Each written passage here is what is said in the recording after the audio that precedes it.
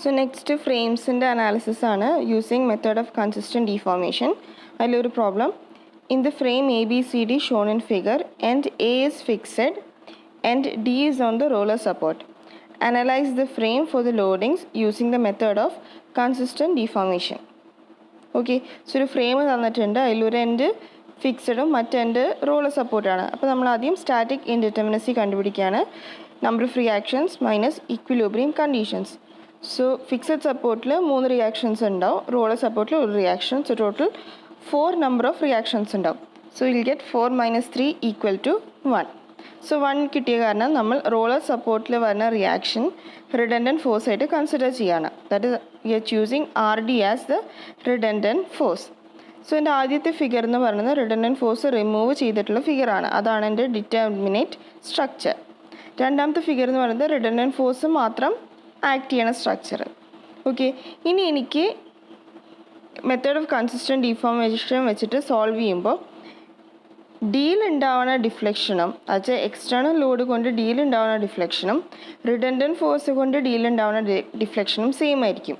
അപ്പോൾ എനിക്ക് ഫസ്റ്റ് കേസിലുള്ള ഡിയിൽ വരുന്ന ഡിഫ്ലക്ഷനാണ് കണ്ടുപിടിക്കേണ്ടത്. അത് നമ്മൾ യൂണിറ്റ് ലോഡ് മെത്തേഡ് വെച്ചിട്ടാണ് ചെയ്യണത്. സോ അതിന് വേണ്ടിയിട്ട് ഞാൻ ഡി എന്നുള്ള പോയിന്റിൽ ഒരു യൂണിറ്റ് ലോഡ് ഡൗൺവേർഡ് ഡയറക്ഷനിൽ ആക്ട് ചെയ്യുന്ന രീതിയിൽ കൊടുക്കുകയാണ്. ഓക്കെ, എന്നിട്ട് ഞാൻ യൂണിറ്റ് ലോഡ് മെത്തേഡ് വെച്ചിട്ടാണ് സോൾവ് ചെയ്യണത്. അപ്പോൾ ഞാൻ ടേബിൾ വരച്ചു. Portion, origin, limit, EI, capital MN, small m. Okay, so എൻ്റെ ഫസ്റ്റത്തെ പോർഷൻ എന്ന് പറയുന്നതാണ് CD. സോ ഞാൻ CD എന്നുള്ള പോർഷൻ ഇവിടെ കൺസിഡർ ചെയ്തു. ഓക്കെ, സോ ഞാൻ ഈ ഫസ്റ്റത്തെ ഫിഗറും ഈ തേർഡ് ഫിഗറാണ് കൺസിഡർ ചെയ്യണത്.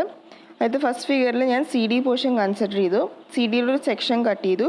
D ആണ് എൻ്റെ ഒറിജിൻ. ലിമിറ്റ് എന്ന് പറയുന്നത് it varies from 0 to 4. Okay, so moment എടുക്കുന്ന സമയത്ത് നമ്മൾ റൈറ്റ് സെക്ഷൻ ഇവിടെ കൺസിഡർ ചെയ്യുമ്പോൾ ഫോഴ്സസ് ഒന്നും ഇല്ലാത്ത കാരണം നമുക്ക് 0 മൊമെൻ്റ് ആയിരിക്കും. അതേപോലെ തന്നെ യൂണിറ്റ് ലോഡ് അപ്ലൈ ചെയ്യുമ്പോഴും 1 kN എന്ന് പറയുന്നത് CDയുടെ ലൈൻ ഓഫ് ആക്ഷനിലാണ് പോണത്. സോ അവിടെ മൊമെൻ്റ് ഉണ്ടാവില്ല. സോ ഫസ്റ്റ് CD എന്നുള്ള കേസിൽ ക്യാപിറ്റൽ M ഉം സ്മോൾ m ഉം 0 ആണ്. ഇനി അടുത്തത് നമ്മൾ CF എന്നുള്ള സ്പാൻ കൺസിഡർ ചെയ്തു.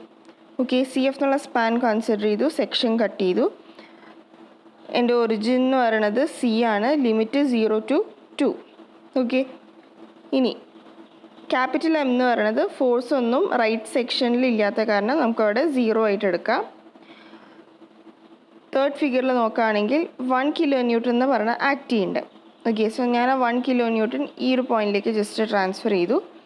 ഈ 1 kN കൊണ്ട് ഉണ്ടാവണ moment to the section, that is will have -1 × x.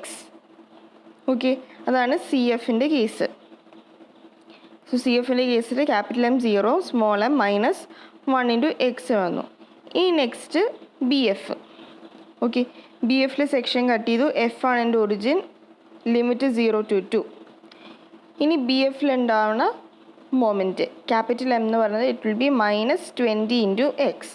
Small m എന്ന് പറഞ്ഞാൽ ഇവിടെ 1 kN ഉണ്ട്. സോ -1 × ഈ 1 തൊട്ട് ഈ സെക്ഷനിലേക്കുള്ള ഡിസ്റ്റൻസ് ആണ് x + 2. സോ 1 × x + 2 എന്ന് വരും. Okay, next is BE.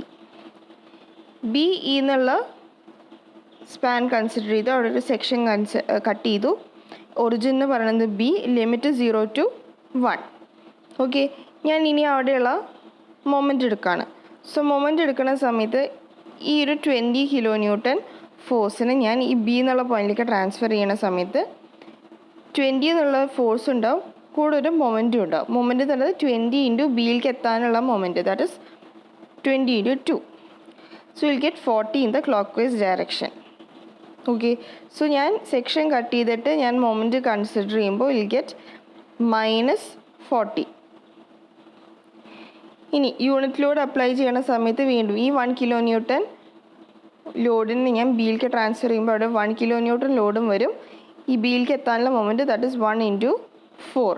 That is also in the clock vice direction. So നമ്മൾ സെക്ഷൻ കട്ട് ചെയ്തിട്ട് മൊമെൻറ്റ് എടുക്കുമ്പോൾ -4 എന്ന് വരാം. ഓക്കെ, സോ അതാണ് ഇവിടെ എഴുതിയിട്ടുള്ളത്, -40 -4. ഇനി അടുത്തത് EA.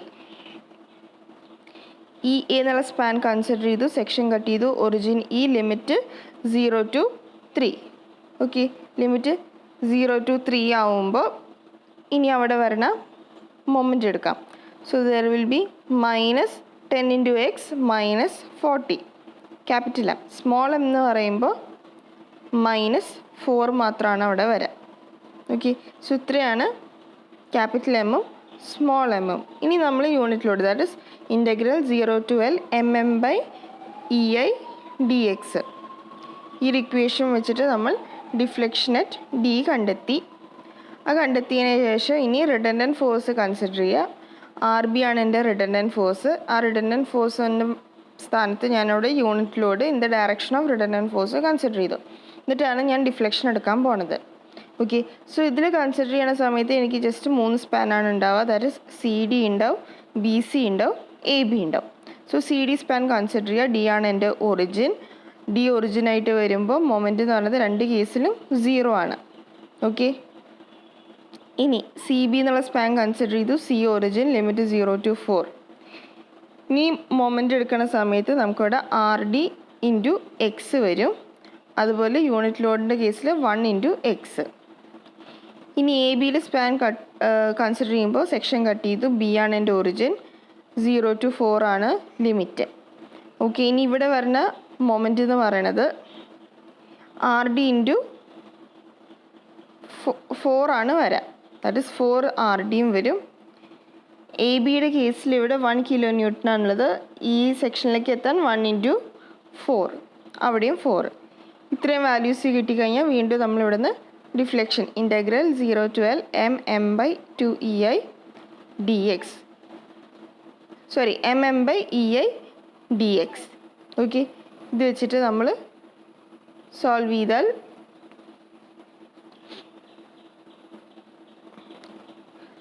നമുക്ക് ആ പോയിന്റിലുള്ള ഡിഫ്ലക്ഷനും കിട്ടും. ഓക്കെ, ഡിഫ്ലക്ഷൻ കിട്ടിക്കഴിഞ്ഞിട്ട് ആ 2 ഡിഫ്ലക്ഷനും കൂടിയിട്ട് നമ്മൾ ഇക്വേറ്റ് ചെയ്യുക.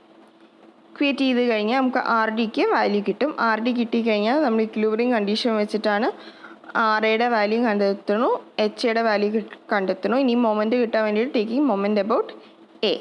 മൊമെൻറ്റ് അബൌട്ട് A കൊടുത്താൽ അവിടെ മൊമെൻറ്റ് Aയുടെ വാല്യൂവും കിട്ടും.